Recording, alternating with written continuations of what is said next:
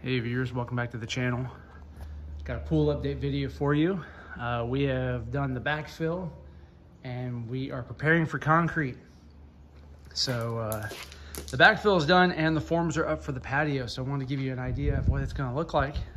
So we're on the back porch here and you can see all the forms.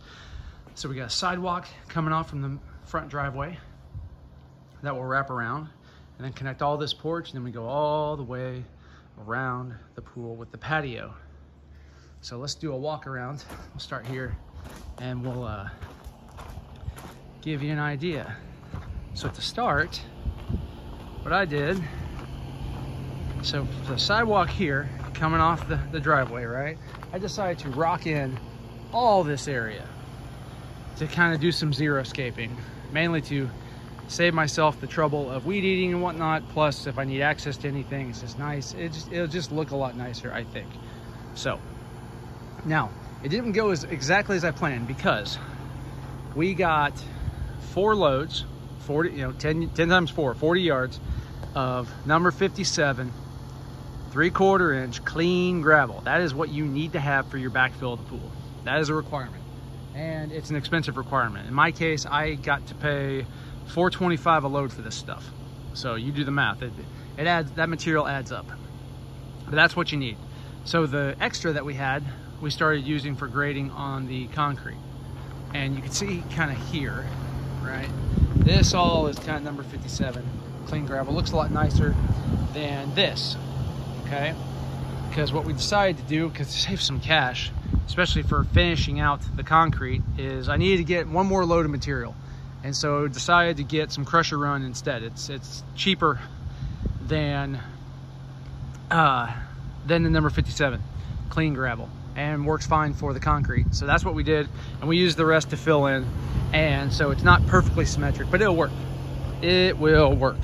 So we got kind of just some xeriscaping all along here, which I like. So you can see here's the path, right? Walkway coming up to the pool area. Now, we'll just kind of go around, and we'll notice first there is the anchor for the handrail that we still need to install. I just got staged and ready for work tomorrow. And you can see there is the bonding wire for that. There will also be another bonding wire that will attach to this to bond the rebar whenever the rebar gets here. The guys are coming tomorrow morning to do rebar. So, so that is what we'll be doing.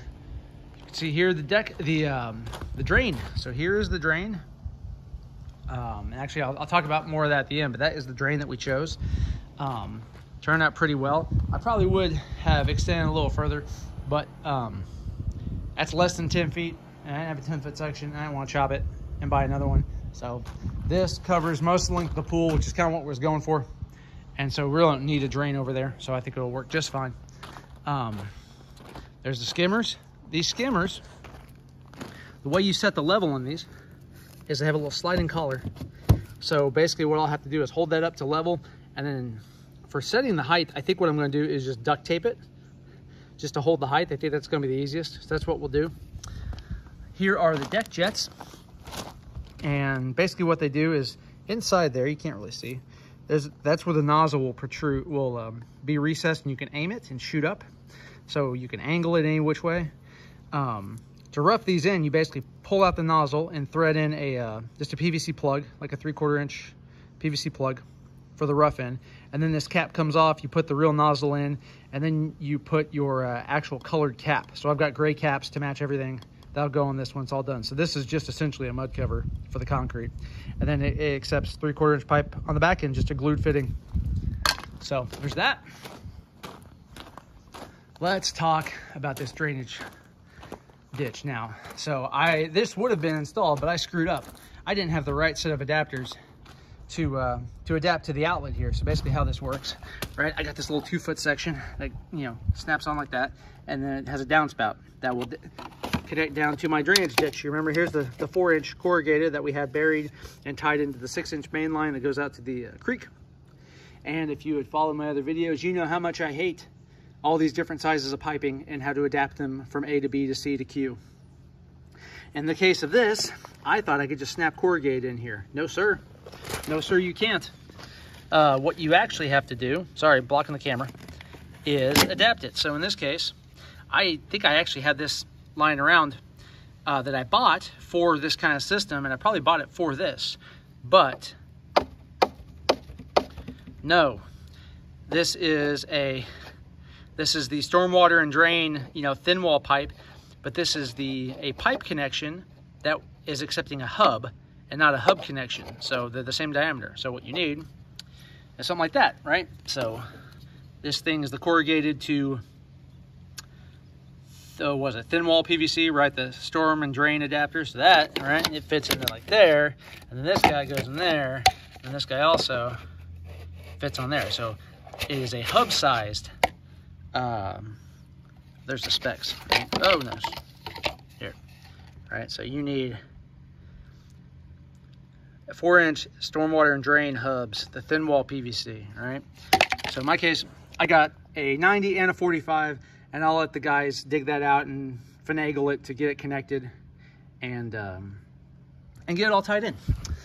So moving along, here is the diving board jig. So this is, our diving board came with this rebar jig, and basically you put it in, I don't know which way it's gonna go, probably like that, but I'll have to look the orientation one way or the other, right? And you basically set that on level where it needs to in the concrete, and it has those mud covers for the bolts, and you bury it, and then literally drop in the diving board stand right there perfectly. 3 bolts, 3 washers, 3 lock washers, 3 nuts with a torque spec.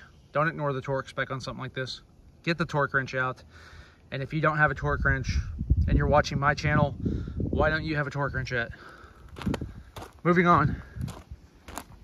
Here's the bracket for the ladder for the deep end, same kind of deal.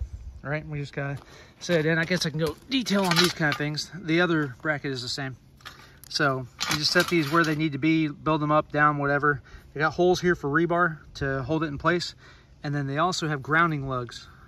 So you see right here, and then on the opposite side, that is for you to do your grounding pigtail, right? So in this case, we already have ours over here with a very long whip, right? So we already got that jumpered and ready and threaded, or, you know, tied in. So we'll just run this copper on there to tie it off. Easy peasy. We got our slide water supply stub up and our our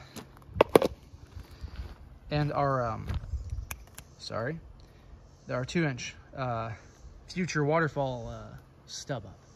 So that's all done, and that's really it. And then we just got a bunch of decking. You can see the pool, walking around it. No more holes in the yard. It's quite nice. So and then you know, making progress in the plumbing, more orders to supply house. This time for sure, right? I think I have all of the fittings I need to complete it, but we'll see. So we got the salt cell up and going. We got some wiring going. Pro tip here, okay? Really measure out all the wiring before you start to run it and place things. In my case, that salt cell line, that big, thick white cable, barely reaches the panel. And if that didn't reach the panel, it's a very, very, very, very bad day, okay? The other wiring we can deal with, but that one's a very bad day. So double check. I would recommend this, something I didn't do and I should have. Wherever you want to place your sensors, run out all these cables, unpack them all, run out the length, measure everything to make sure you have enough slack, okay? That is my biggest recommendation. And we'll go over more of that in the pool pad video of all the particulars, and we'll do a deep dive into all this crap. But for now, this is what we got. Next video, I will go over all the rebar and that kind of stuff and show you kind of that finished product before we actually do the concrete. So thank you all for watching. If you like this kind of content and what we bring to you on the channel, please like, share, subscribe. It really helps the channel out, and I greatly appreciate it. You can also help the channel by doing all your shopping on Amazon and using our affiliate link. So if you look in the show notes, in the comments, or in the show notes of all the videos, you will find a link to Amazon, and And that's our affiliate link. So you can do your shopping through that link. The channel gets a piece of whatever you buy. It costs you nothing, and it really helps us out, and we greatly appreciate it. I'll also put product recommendations in there through Amazon if the video warrants it. I have a few such things in different videos. Nothing for the pool yet, but I suppose I should. There's some things I could probably do. So thank you again for watching again, and we'll see you in the next video.